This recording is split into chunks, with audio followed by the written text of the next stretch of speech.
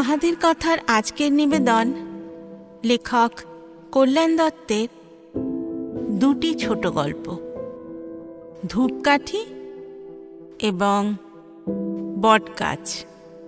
গল্প পাঠে আমি কাকলি, সহযোগিতায় নীল, নির্দেশনায় অনির্বাণ।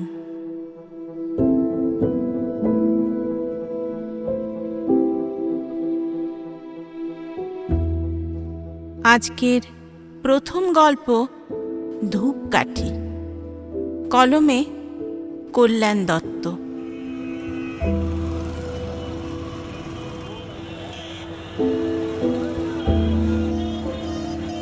এই শহরে বেড়াতে এসেছি। সন্ধে নামছে।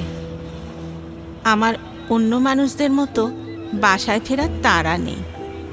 আমার দুদিক দিয়ে জনস্রোত বয়ে চলেছে। দু এক ফোঁটা বৃষ্টিও পড়ছে। মানুষের গতি তাই আরও বেশি। এই ওভারব্রিজটা পেরোলেই টোটো পাব। ওভারব্রিজের নিচে গাড়ি চলাচলের রাস্তা আর ফুটপাত, ওপরে রেল লাইন। আমি ফুটপাত ধরে অলস গতিতেই এগোচ্ছিলাম। চোখটা আটকে গেল এক জায়গায়। ফুটপাতের ধারে এক বৃদ্ধা ধূপকাঠি ধরিয়ে দেওয়ালের দিকে মুখ করে প্রণাম করছে। ওভারব্রিজের নিচেই দেখলাম। ঘরে ঘরে মা ঠাকুমা যেভাবে সন্ধে দেয় সেইভাবেই প্রণাম করছেন গলবস্ত্র হয়ে। পাশে পড়ে রয়েছে ছেঁড়া কাঁথা একটা পুঁটলি। পাশ দিয়ে নারী পুরুষের মিছিল দ্রুত চলে যাচ্ছে। রাস্তায় ট্যাক্সি, বাস, অটোর আর্তনাদ বা চিৎকার কিছুই বৃদ্ধার মনোযোগ আকর্ষণ করতে পারছে না। আমি থমকে গেলাম। কৌতূহল বড় বালাই। পাশে গিয়ে দাঁড়ালাম।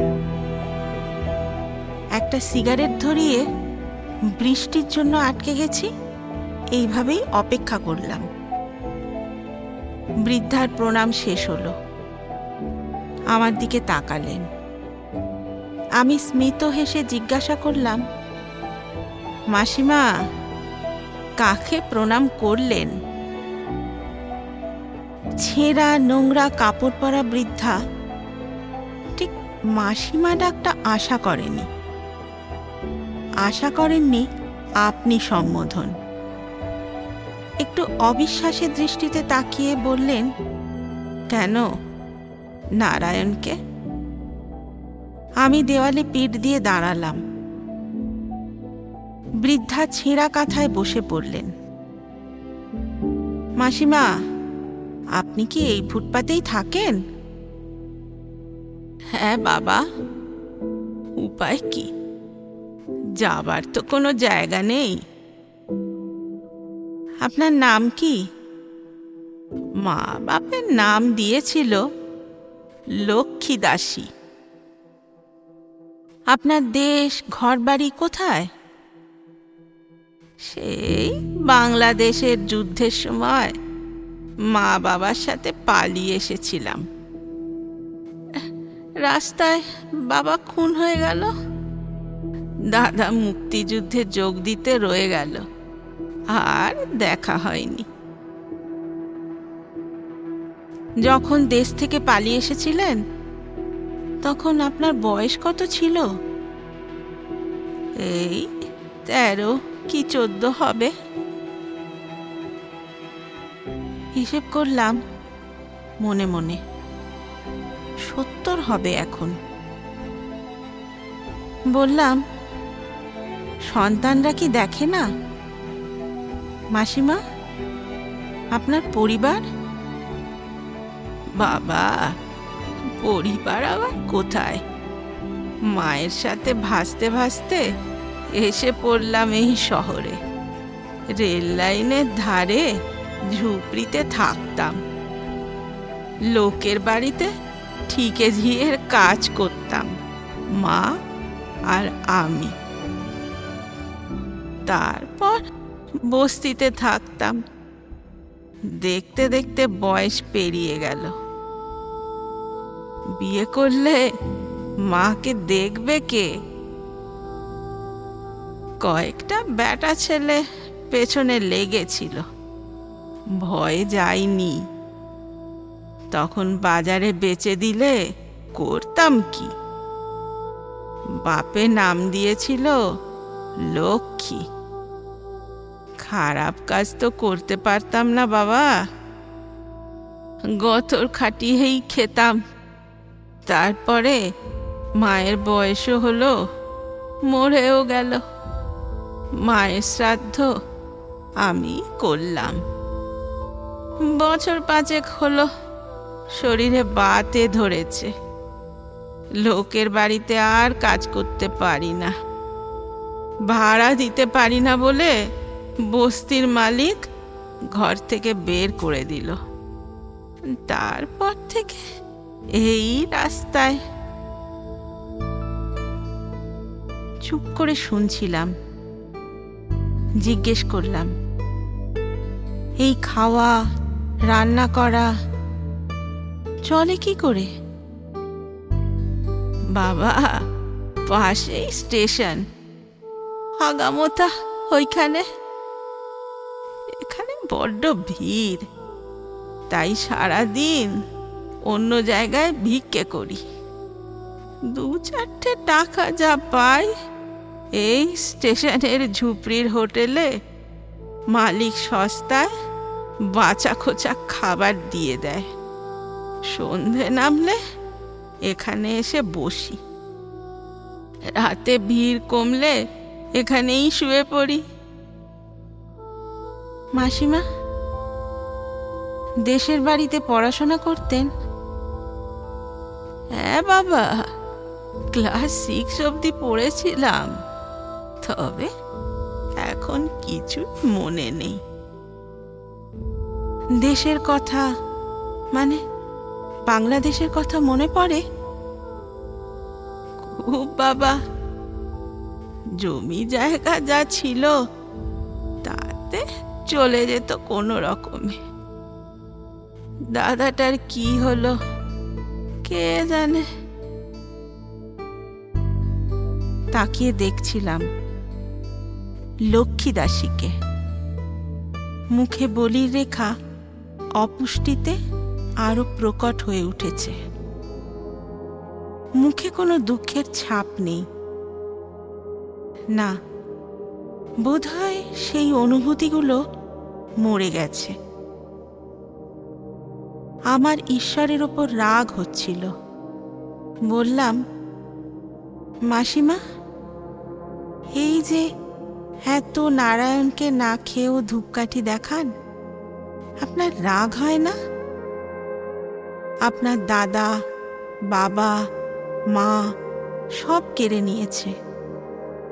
পরিবার হয়নি, মাথার ছাদ গেছে, বাতে ধরেছে, আপনাকে ভিখিরি বানিয়ে দিয়েছে। ভগবানের ওপর আপনার রাগ, দুঃখ, অভিমান হয় না? বাবা, কত বাড়িতে কাজ করেছি। তাদের পরিবার আছে, ছাদ আছে, টাকাও আছে, সুখ শান্তিও আছে, সাথে অনেক দুঃখ, অশান্তি ছাই চাপা দিয়ে রাখে। বর বউকে ঠকায়, বউ বরকে, ছেলে মেয়ে বাপ মাকে, ভাইয়ে ভাইয়ে চুলো চুলি। আমাকে নারায়ণ ঠকায়নি, সুখ দেয়নি, দুঃখ দিয়েছে, শান্তিও দিয়েছে। আরে বাবা, নারায়ণ তার লক্ষ্মী দাসীকে যেমন রাখবে ভেবেছে সেরকম রেখেছে। আমি রোজ 2 ধূপকাঠি দেখিয়ে প্রণাম করে নারায়ণকে বলি, তোমার লক্ষ্মীকে মনে পড়লে ডেকে নিও। জগৎ সংসার তো অনেক দেখলাম।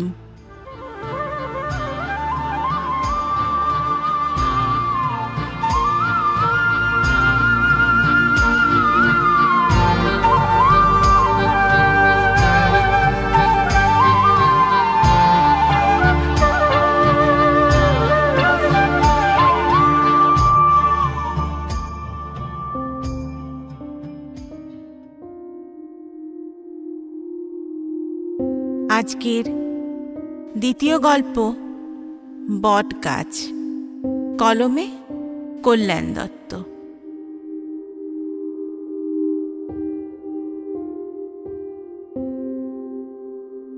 পলাশ কাজে যাবার সময় বটগাছটা রোজ দেখতে পায়।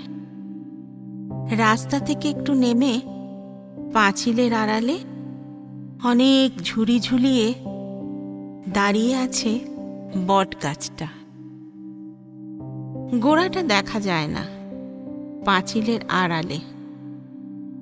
পাঁচিলের ওপাশে কোনো বাড়ি আছে কি কে জানে, তবে বেশ কিছু বড় গাছ আছে।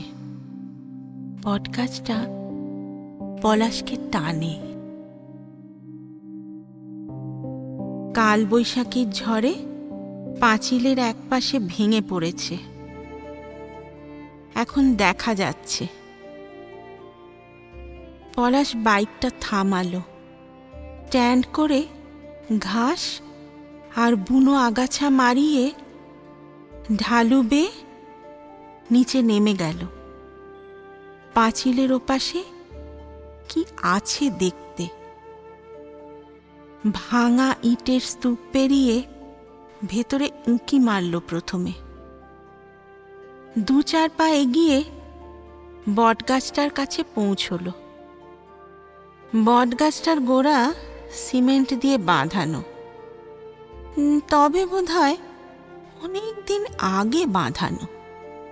বেদিটা ফেটে গেছে, গাছের গুঁড়ি মোটা হতে হতে ফাটিয়ে দিয়েছে। পলাশ একটু বসল শুকনো পাতা আর ধুলোর ওপরে। চারদিকে তাকিয়ে দেখল অনেকটা জমি নিয়ে পাঁচিল ঘেরা। রাস্তা থেকে দেখা যায় না, কিন্তু উল্টো দিকে একটা পায়ে চলার পথ এঁকে বেঁকে গেছে। শেষ হয়েছে উল্টো প্রান্তে এক লোহার ভাঙা গেটে। গরু ঢুকতে পারবে না বটে, কিন্তু মানুষ সহজে ঢুকবে। আরো অনেক গাছ, আম, জাম, সেগুন। লোকের কোনো পদচিহ্ন যে পড়ে না, বোঝা গেল মাটিতে শুকনো পাতা আর আগাছার জঙ্গল দেখে। পলাশের কেমন যেন ভালো লাগলো জায়গাটা। 2-1টা পাখির ডাক ছাড়া আর কোনো আওয়াজ নেই। কাজে যাবার তাড়া আছে, তাই পলাশ আবার পাঁচিল পেরিয়ে বেরিয়ে এলো। পলাশ মাঝে মাঝেই যায়, চুপচাপ বসে, বটের ঝুড়িগুলোকে আদর করে। ঝুড়ির মাথাগুলো গোলাপি, একটু ওপরে সাদা, তারপরে সবুজ হয়ে বাদামি রং। ঝুড়িগুলো বেদি ছুঁয়ে কেউ কেউ মাটির দিকে ধীরে ধীরে এগিয়ে গেছে। পলাশের বেশ লাগে একলা জায়গায়। কিশোর বয়সে মল্লিকার সাথে আমবাগানে দেখা করতে গেলে এই রকম গাছের তলায় অপেক্ষা করত। আজ এই বটের তলায় মল্লিকার কথা মনে পড়ে না, কিন্তু 2 দিন বট গাছটার সাথে দেখা না হলে ওর মন খারাপ হয়। পলাশের একদিন মন খারাপ হলো। ছেলেটা 20 বছরে পড়ল, কলেজ যায়, পড়তে বসে না, আড্ডা মেরে রাত করে বাড়ি ফেরে। ছেলেকে বলতে গেলে ছেলেই 2 কথা শুনিয়ে দিল। মেয়েটা উচ্চ মাধ্যমিক, সেও উড়ু উড়ু। জবাব দেয় না, কথাও শোনে না। বউ রজনীর সময় নেই। পলাশের শরীরটা খারাপ লাগছিল কিছুদিন, বাড়ির কাউকে কিছু বলেনি। পলাশ এখন বাড়ির প্রয়োজনের যোগানদার। অভিমান হয়েছে পলাশের। ডাক্তার ইসিজি করালো, হার্টের অবস্থা খারাপ, রক্তচাপ বেশি। ডাক্তার টেনশন নিতে বারণ করেছে। বাড়ির কাকে বলবে, শোনার লোক নেই। সহানুভূতি তো পরের কথা। পলাশ ওষুধগুলোও কিনল না। পলাশ আজ আর কাজে গেল না। পাঁচিল পেরিয়ে বট গাছের তলায় এলো। পলাশ বসল বেদিতে। উঠে গিয়ে গাছের গুঁড়িটা জড়িয়ে ধরল। পলাশের কান্না পাচ্ছে। পলাশ কাঁদল হাউ হাউ করে কিছুক্ষণ।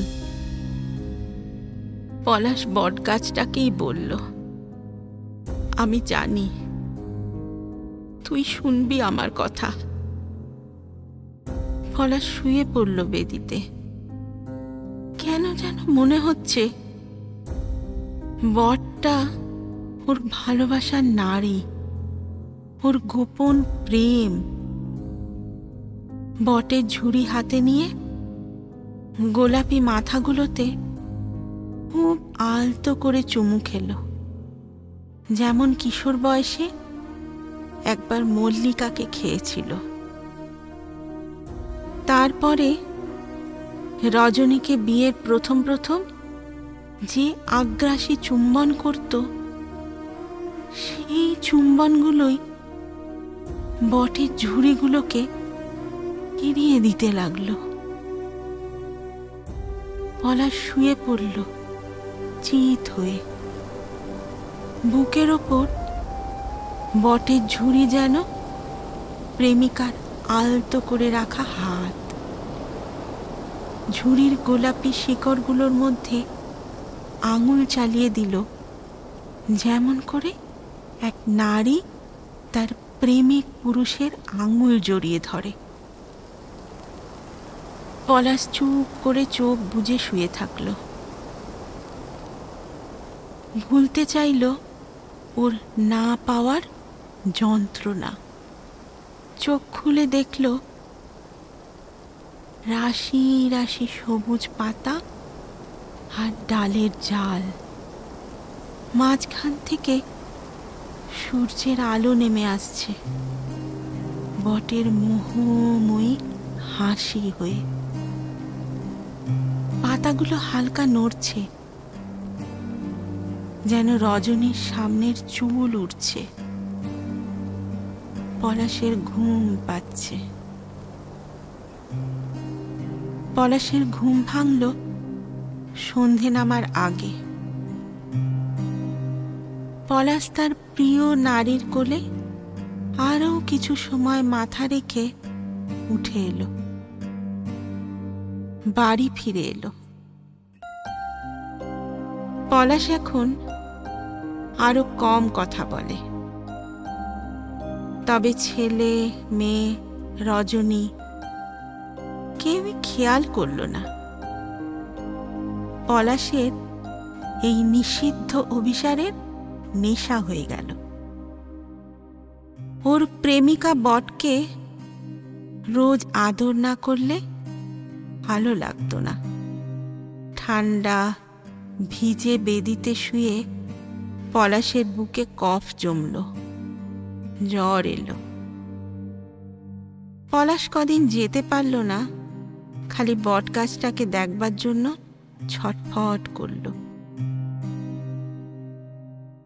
জ্বর সারতেই পলাশ দুর্বল শরীর নিয়ে আবার গেল সেই বটের কাছে।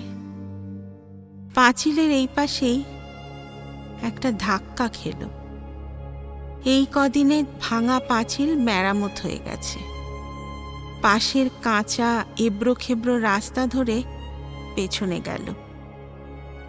লোহার গেটটা মেরামত হয়েছে, নতুন তালা লাগানো। দূর থেকে দেখা যাচ্ছে বটগাছটাকে। পলাশ গেটের সামনে বসে পড়ল। মনে হচ্ছে ওর প্রিয়তম নারীকে কেউ কেড়ে নিয়েছে। পলাশ গেট ধরে বটগাছের দিকে তাকিয়ে বসে রইল। কার কাছে চাবি চাইবে? আশেপাশে কেউ তো থাকে না। কাকে জিজ্ঞেস করবে? ওর প্রেমিকা কার কারাগারে বন্দী? 2-3 দিন গেল, কাউকে পেল না। কি করবে পলাশ? পলাশ বটগাছটাকে ছেড়ে থাকতে পারছে না। একমাত্র ওর প্রেম, বটটাই তো পলাশকে বোঝে। পলাশ এক শুক্লপক্ষের রাতে রাধার মতো অভিসারে চলল। রজনী জিজ্ঞাসা করল, কোথায় চললে সেজেগুজে? আবার একটা নতুন শাড়ির প্যাকেট। পলাশ স্মিত হাসতে হাসতে বলল, আজ প্রেমিকার বিয়ে, একটা উপহার দিতে হবে তো। বুড়োর আবার প্রেমিকা, তাড়াতাড়ি ফিরে এসো।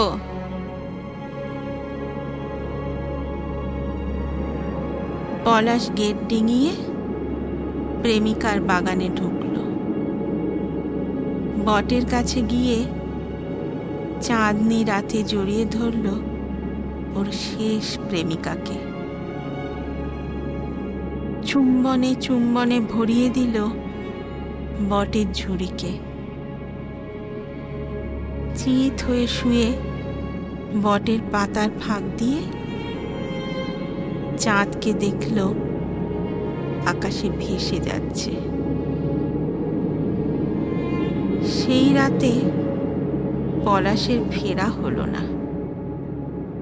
রজনী অনেকবার ফোন করল, পলাশ তুলল না।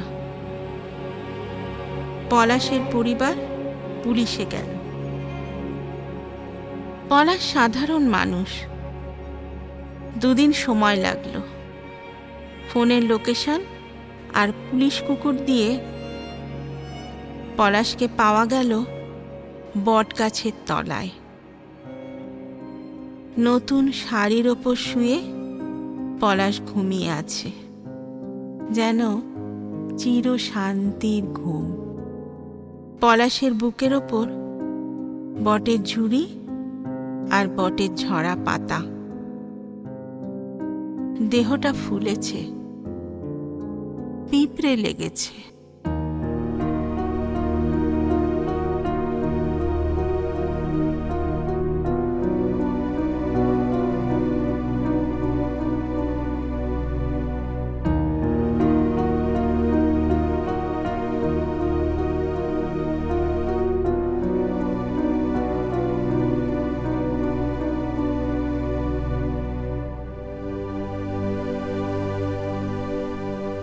শুনলেন ধূপকাঠি এবং বটগাছ, কলমে কল্যাণ দত্ত। গল্পটা ভালো লেগে থাকলে লাইক এবং শেয়ার করবেন, এবং আরও নতুন গল্প শোনার জন্য সাবস্ক্রাইব করতে ভুলবেন না আমাদের ইউটিউব চ্যানেল তাহাদের কথা। আর আমাদের ফেসবুক এবং ইনস্টাগ্রামটাও ফলো করবেন। আগামী সপ্তাহে আরও একটা নতুন গল্প নিয়ে হাজির হব আমি, কাকলি। শুনতে থাকুন তাহাদের কথা।